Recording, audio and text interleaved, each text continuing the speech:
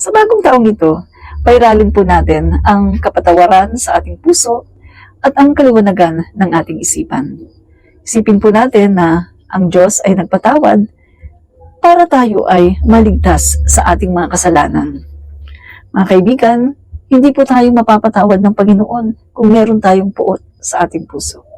Kaya sa aking mga kaloyalista at mga ka-BBBM supporters, binabati ko kayo ng masaganang bagong taon.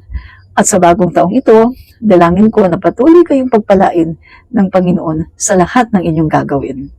At doon naman sa mga DD sheet, patuloy nyo lang gawin ang lahat ng inyong mga ginagawa. Ipagpatuloy nyo lang ang pagiging bobo, ang pagiging bubok, at ang paggawa ng fake news. Kasi yan naman talaga ang inyong misyon sa mundong ito. Tandaan ninyo na mula nang kayo ay naging DD sheet, nawala na ang inyong moralidad, ang inyong good judgment, at nawala na rin ang inyong Christian values. Kaya sa lahat ng mga DD sheets, pagpatuloy nyo lang ang paggawa ng fake news, ang paninirang puri, at ang lahat ng inyong mga pag-iimbento ng mga kasinungalingan. Dahil malapit na rin na kayo ay makapunta sa inyong tunay na tahanan, ang impyerno. At malapit na rin ng inyong presidente ng impyerno ay talagang maligwak na sa administrasyong ito dahil sa nakaambang impeachment na gaganapin ngayong January. Naniniwala ako na ang boses ng sambayan ng Pilipino na mga majority ang siyang mangingibabaw at hindi ang boses ng iilan. Demokrasya tayo at ang impeachment ay isang proseso ng demokrasya.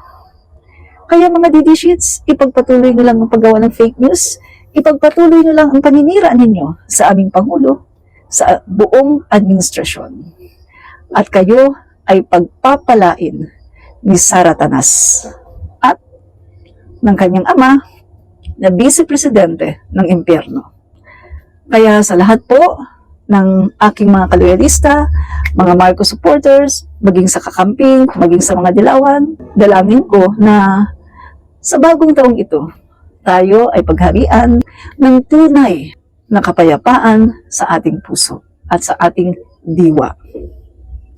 Maraming salamat at dalangin ko ang masaganang bagong taon 2025 sa ating lahat.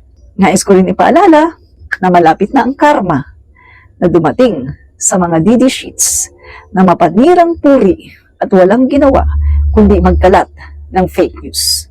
Kaya sa bagong taong ito, ipagpatuloy nyo lang ang inyong kasamaan dahil naniniwala ako ng inyong kasamaan. Yan ay may karma. Maraming salamat, Admin Rich po, komentarista.